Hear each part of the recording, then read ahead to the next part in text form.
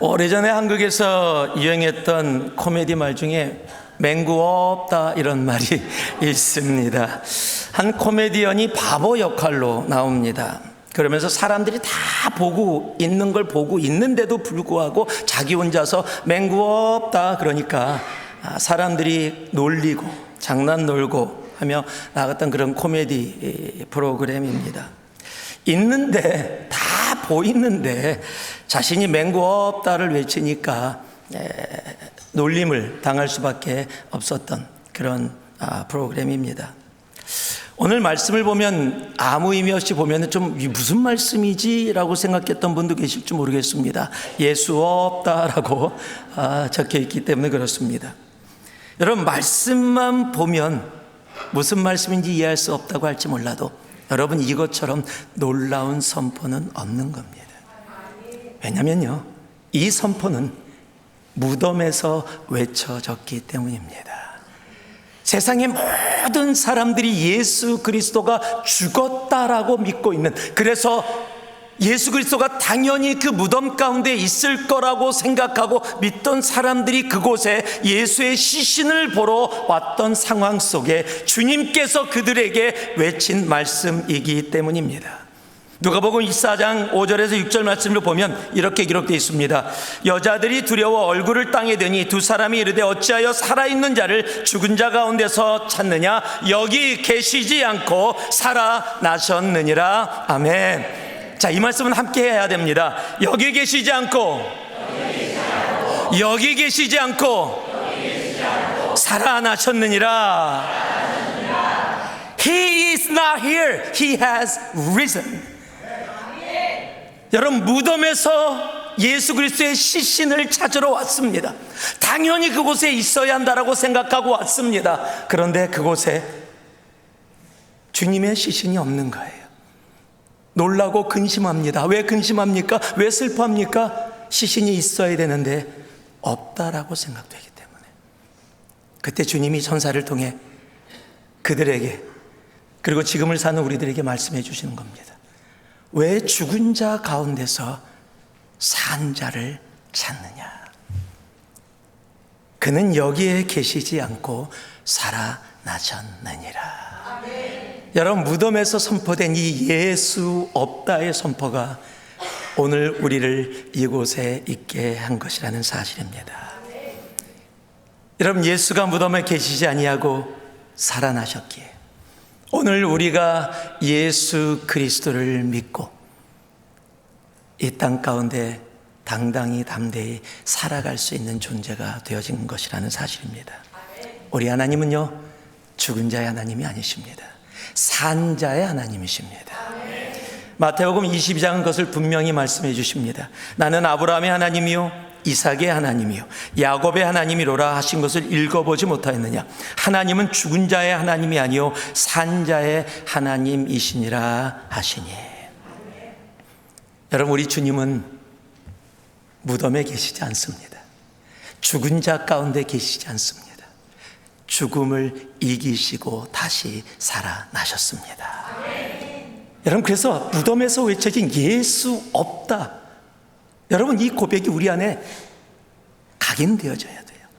여러분, 우리가 신앙생활을 하면서 우리가 너무도 자주 무덤 가운데서, 죽은 자 가운데서 예수를 찾는 것 같은 근심과 고통과 어려움과, 주님은 살아서 죽음을 이기시고 다시 우리와 함께 하시는데 우리는 예수 그리스도가 십자가에 달려 돌아가셨다, 죽으셨다, 그거로 끝났다라고 생각하는 죽음 가운데서 예수를 찾는 참으로 안타까운 신앙의 모습, 아니 종교의 모습을 살아가고 있는 우리들의 삶이 너무도 많다라는 겁니다.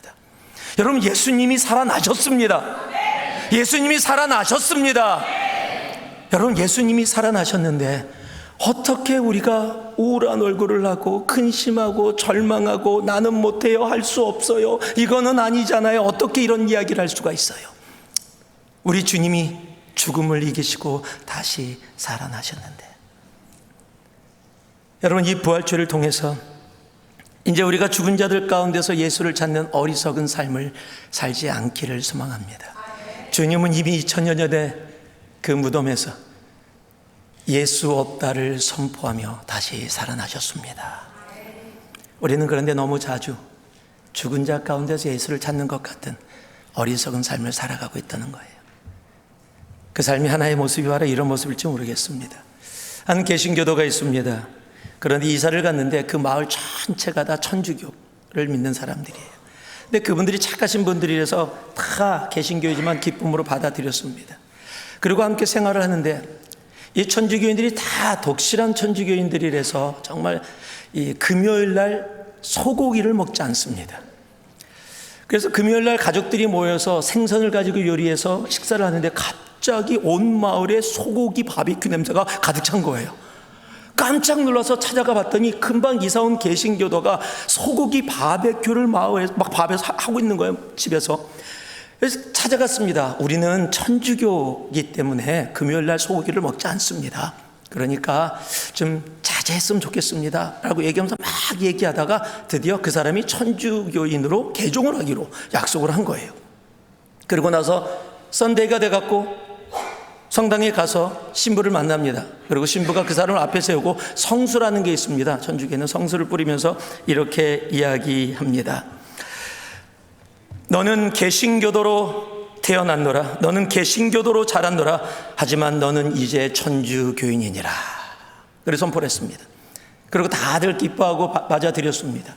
시간이 지나고 이제 첫 번째 금요일이 됐는데 다들 모여서 생선을 굽고 함께 식사를 하는데 이게 웬일이에요? 또 마을에 그냥 소고기 바비큐 냄새가 가득 찬 거예요. 깜짝 놀라서 나가봤더니 아니 그 사람이 다시 또 바비큐를 하고 있는 거예요. 분명히 천주교인이 됐는데 그 사람들이 갔습니다. 그랬더니 그 사람이 바비큐를 하면서 케찹을 그 소고기에다가 뿌리면서 이렇게 얘기합니다. 너는 소로 태어났노라. 너는 소로 자랐노라. 하지만 이제는 생선이니라. 여러분, 내가 말을 한다고 말로 바뀌어지는 게 아니에요. 여러분, 신앙은 말이 아니라 삶의 믿음의 삶입니다. 여러분, 살아계신 예수님을 믿는 삶은 말로만 이루어지지 않습니다. 내가 사랑한다, 내가 용서한다, 내가 믿는다, 내가 행한다, 내가 순종한다. 여러분, 말로 이루어지는 게 아니라 믿음의 삶, 순종의 삶, 사랑의 삶, 용서의 삶이 내 삶 속에 나타나는 것. 여러분, 그것이 살아계신 예수 그리스도를 무덤에서 찾지 아니하고 함께 동행하는 삶이라는 사실입니다. 여러분, 말이 아니라 믿음으로 살아내야 하는 겁니다. 그게 진정한 부활하신 예수님을 믿는 우리들의 모습이기 때문이에요. 인터넷에서 한 목사님이 예수님의 부활에 대해서 챗GPT, 요즘 굉장히 핫하죠. 챗GPT에게 이렇게 질문을 던졌습니다. 그걸 제가 좀 옮겨왔습니다. 그 목사님이 질문을 챗GPT에게 어떻게 던졌냐면, 한글을 세종대왕이 만들었다는 것은 세종실록 등 역사적 사료를 그 증거로 삼습니다. 예수 부활에 대한 성경의 기록은 세종대왕이 한글 창제보다 더 역사적인 조건, 증언, 기록, 유물 등을 충족하고 있습니다. 그럼에도 역사적으로 증명되지 않는다고 한다면 세종대왕이 한글을 창제했다는 것도 역사적으로 증명될 수 없다고 해야 되는 것 아닙니까? 라고 이렇게 챗GPT에게 질문을 던졌어요. 그랬더니 답변이 이렇게 왔습니다. 예수님의 부활에 대한 성서적 기록이 한글 창제보다 더 많은 역사적 조건을 충족시키는지에 대한 문제는 학자들 사이에 논쟁이 있습니다. 일부 학자들은 제자들과 기타 증인들의 증언, 그리고 바울과 같은 초기 기독교 작가들의 설명들이 부활에 대한 강력한 역사적 증거를 제공한다고 주장합니다. 그러나 최종적으로 어떠한 역사적 사건이 더 많은 역사적 조건을 충족시키는지는 학자들 사이에서 해석과 논쟁의 문제입니다. 이 대답을 듣고서 그 목사님이 내린 결론이 이거예요. 예수의 부활의 문제는 설사 역사적인 사실로 증명되어진다 하더라도 그것을 믿지 않는 자들에게는 아무 소용이 없다는 것이다. 그러므로 부활은 증명의 문제가 아니라 믿음의 문제다. 맞습니다. 여러분, 부활은요, 믿음의 문제입니다. 증명이 되느냐 증명을 하느냐가 아니에요. 여러분, 내가 부활을 살아가는 것도 믿음의 문제예요. 내가 예수 그리스도의 부활을 함께 기뻐하며 부활주일 예배로 나왔다 할지라도 내가 그 부활이 내 믿음으로 내 삶 속에 온전히 거하지 않으면 나의 삶은요 계속 무덤을 찾아가요. 무덤에 가서 근심하고 한탄하고 불평하고 짜증내며 그 무덤에서 예수 그리스도를 찾는 어리석은 삶을 우리는 반복하며 살아가게 되어진다는 사실입니다. 여러분, 사탄은요 우리가 그렇게 살아가도록 계속해서 속임수를 하는데 우리가 그 속임수에 넘어갈 때가 너무도 많다는 거예요. 여러분, 사탄은 정말 교묘합니다. 2010년 3월 25일 미국 과학 전문지 사이언스에 났던 그것의 글 중에 하나입니다. 암이라고 하면 우리에게는 아직도 부담이 되어지는 단어임이 분명합니다. 근데 암이 왜 사람들에게 그렇게 치명적으로 다가오냐면요, 암이 disguise, 자기를 속인다는 거예요. 암세포가 생겨지면 암세포가 림프 세포에만 있는 단백질을 자신이 만들어낸답니다. 그래서 만들어내서 면역체계, 즉 T셀이라고 불려지는 어떤 잘못된 것이 들어오면 공격을 해서 나쁜 세포를 죽여야 되는데 그 T세포를 끌어들여서 내가 적이 아니라 친구인 것처럼 속여버린다는 거예요. 그래서 T세포가 와도 공격하지 않고 친구인지 알고 그냥 놔두고 지나가기 때문에 암세포가 더 크게 자라나고 있다는 겁니다. 여러분, 이것이 사탄의 속임수예요.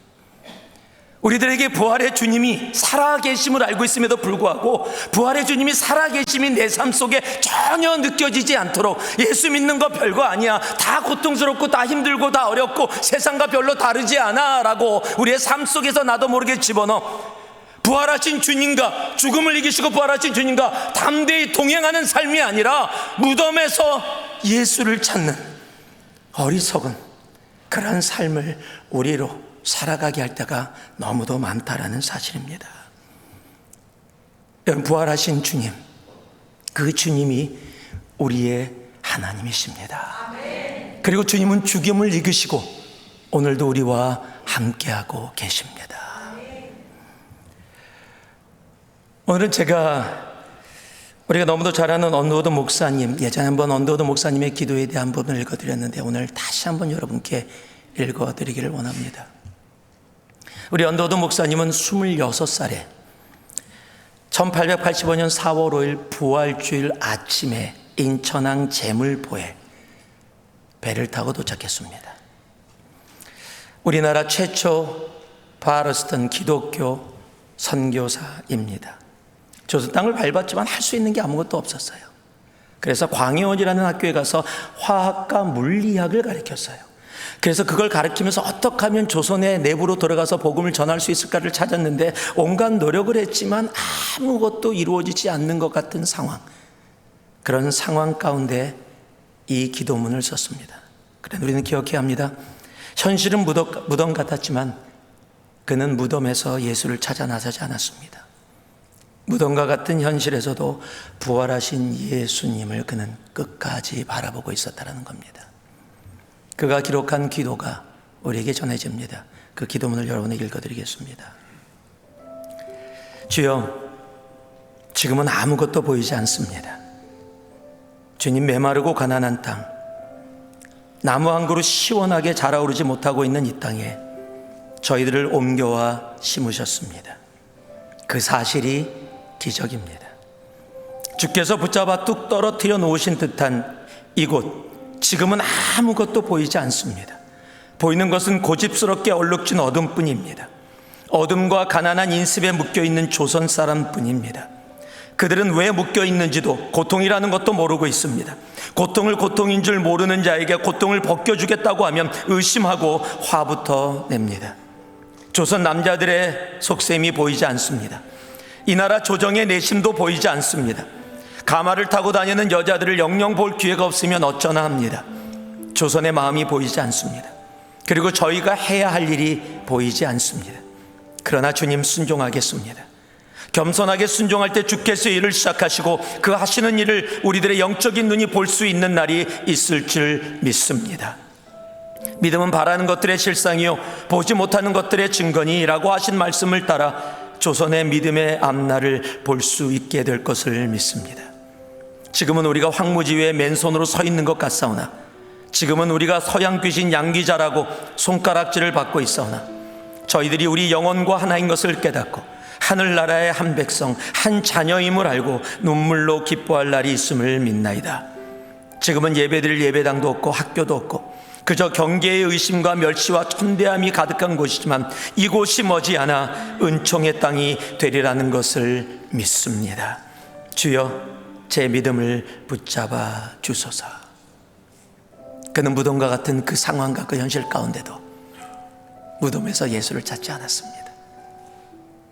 그는 살아계신 예수님을 바라보았고 그 살아계신 예수님을 찾았고 그 무덤과 같은 현실 가운데서도 포기하지 않고 그 예수님과 함께 동행했기에 그 열매가 지금의 우리입니다. 여러분, 한 사람이 무덤과 같은 현실 가운데서 주님을 찾지 않고 그 무덤과 같은 현실 가운데서도 살아계신 주님을 붙잡았습니다. 그랬더니 한 나라가 바뀝니다. 여러분, 우리 가족 중에 무덤과 같은 어둡고 절망적이고 아무도 예수를 안 믿을 것 같은 힘들고 지친 그런 현실이 우리 삶 속에 분명히 있을 수 있을 겁니다. 여러분, 그렇지만요, 내가 그 무덤과 같은 현실 속에서도 살아계신 주님을 붙잡고 살아간다면 여러분, 하나님은 그 무덤에서 살아계신 예수님의 역사를 우리로 보게 할 것입니다. 여러분, 오늘 예수 그리스도를 처음 영접하고 침례받은 분들도요, 정말 오랫동안 그렇게 살아왔는데 하나님이 그 영혼 가운데 하나님의 때에 그 무덤에서 예수 없다를 선포하시고 살아계신 주님을 만나게 하시고 오늘 예수 그리스도를 나의 주 나의 하나님으로 고백하며 침례의 자리까지 나오게 하신다는 겁니다. 우리 주님은 살아계십니다. 여러분, 무덤에서 예수 그리스도를 찾는 어리석은 삶, 종교의 삶 살지 않는 우리가 되기를 소망합니다. 그는 살아나셨습니다. 그는 살아계십니다. 그리고 오늘도 우리를 향해 선포하십니다. 무덤에 나 예수는 없다. 그는 살아서 우리와 함께 하십니다. 기도하겠습니다. 사랑의 아버지 하나님, 무덤에서 선포된 예수 없다의 선포가 오늘 우리의 소망이 되었습니다. 예수는 무덤에 계시지 아니하고 오늘 우리와 함께 동행하며 살아서 역사하는 나의 주, 나의 하나님이시기 때문입니다. 이제 무덤에서 예수 그리스도를 찾는 어리석은 자 되지 말게 하시고 살아계신 주님과 그 소망과 능력과 동행하는 우리 모두 되게 하여 주옵소서. 예수님 이름으로 기도합니다. 아멘.